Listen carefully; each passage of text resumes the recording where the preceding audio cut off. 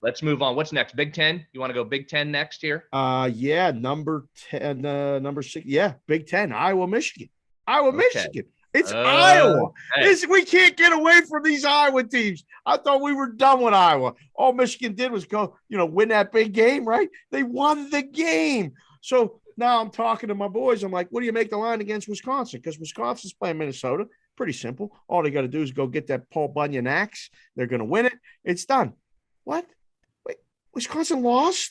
Who gets in now? Oh, that Iowa team that just beat Nebraska barely on Friday? What's the line? Oh, it's got to be a lot. I mean, what do you see when you see this line? First thought. Yeah. Well, again, what's the public going to say? You're going to say Michigan just rolled. Michigan just rolled. That's a lot of points, Dave. That's a lot of points in a spot. Again, we mentioned this earlier. I can't imagine there's a letdown spot in a Big Ten championship game with a playoff berth on the line. Stop me if you've heard this before. But Michigan, off that win over Ohio State, and not only just the win, the way they did it. I mean, they were dominant. That was near flawless. Now, they might not need a flawless game to beat Iowa either. That's the other side of it. Because if Iowa's going to cover this 11-point spread, how do they score? Where are Iowa's points coming from? Let me give you a couple quick numbers on that. Ready? Iowa's offense, 117th nationally in EPA per pass. There's EPA for you again. Expected points added. Expected points added per pass. Per pass. That's right. Okay. 1-7. That means they're not good at throwing the football. They're not going to score a lot of points throwing the football. At all. 115th in passing success rate. Oh, boy. And their running game hasn't been great. 122nd in EPA per carry. Where does Iowa get points here against Michigan? If they drop back to pass, Hutchinson and company are coming. That's as good a pass rush as there is. Now, Iowa's defense may be up front. Can they hold Michigan a little bit? But I want to take Iowa here in the double-digit points, but how does Iowa score? Answer that, and then you can get me on the Hawks. I don't think they do. I think they get – I did a couple shows this week and added it up wrong, but 2 field goals and a touchdown adds up to 13, or 2 touchdowns and a field goal adds up to 17. I think that's their top. When I look at these big spread games, meaning multiple, 10 or more, I always try to look at how much is the dog going to score and come up with their score first, and then kind of back work it, for the equation to get to what do you pick on the side. So if we get 13, we got to get 24 to push, or if you get 10.5, that covers. 24-13 is actually a number total that stays under and covers. So you got to work that equation when a total is 43 or 43.5. That's so low. I don't think I was able to pass the ball. You just said it. They couldn't pass the ball against bad teams. Michigan made Ohio State unable to pass the ball. Yes. They're going to pressure them. They're going to hit them. If Michigan runs like they did against Ohio State, which they've been able to do pretty much all season, they're going to control the ball, control the clock, and get scoring opportunities, which would make Iowa's defense get tired and kind of impose their will on them. They always hear that expression. You can see it sometimes when you're watching the games. I think Michigan wins. I think Michigan covers.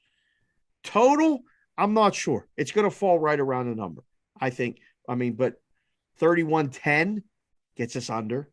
How many points does Michigan score is the question for me, because at some point, if you're up and a celebration really starts, does Iowa get in a back door? I'll ask you this, throw it back to you. What scenario can Iowa win this game? Can they win this game? You have to somehow hope you get a flat Michigan. Then you have to get some weird special teams or defensive scores and turnovers. That's how Iowa lived early in the season. Yeah. They were getting points off their defense. They were a turnover machine, but they're just 2-4 in their last 6. Again, crazy things happen. I get it. But to me, I'm with you. This is Michigan by double figures. I'm laying it on this because I don't see the scenario outside of blocked kick, pick sixes if Michigan decides to get cute and throw it. I don't see it here. This is the ultimate show me, because if my side has to get some defensive scores to cover that, I don't want any part of that. Do you think, now you've been in these athletic offices, you worked, for, a couple decades in athletic offices and colleges and stuff. Iowa wins a game Friday in Nebraska, flies home, goes to sleep going, all right, we're going to the Belt Bowl. We're going to the, something else. We'll see.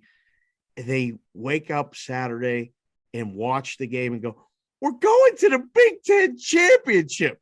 Like they completely unexpected, I think. Do you think that has any factor? Like, hey, we got life. We can go ruin Michigan's season. Or are they going, wow, we got to go play Michigan now? Like we got to get ready in a week. Like, because they were ready to be off until the bowl game.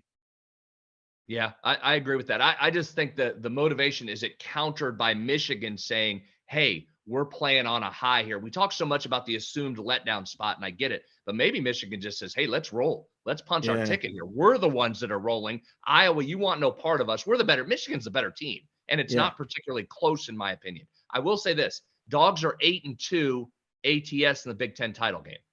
Yeah, it's always a big number, and you usually get in Wisconsin. I'm not taking this. Now, for the Hawkeye fans out there, you know what this is? Little nostalgia. It's a rematch of the 1985 Classic in Kinnick Stadium in Iowa City. Number 1 Iowa versus number 2 Michigan. Rob Houtland, number 7 field goal kicker for Iowa, boots the game-winning field goal. Everybody rushes. Hayden Fry beats Bo Schembechler. 1985, 1 versus 2. Oh man! All right. Just want to make sure I got that in. That's good. I did go back to watch the highlights on YouTube. No, I was in my house, but I remember Hawkeye fan at the time, growing up in Iowa, sprinted out the front door, waving to the neighbor across the street.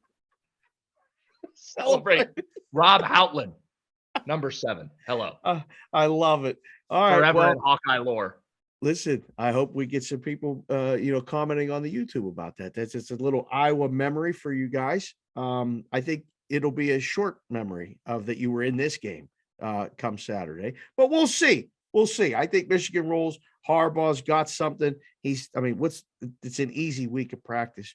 What is he going to stay on them? I mean, you guys are going to your presence for winning this game could be Alabama or Georgia. Yeah, they probably hope it's Cincinnati, but if Bama beats Georgia, they're going to have to play Michigan. Thank you for watching this video. If you liked it, click on another video right here on the screen. And if you really liked it, consider subscribing below. Thanks for watching. We'll see you again soon.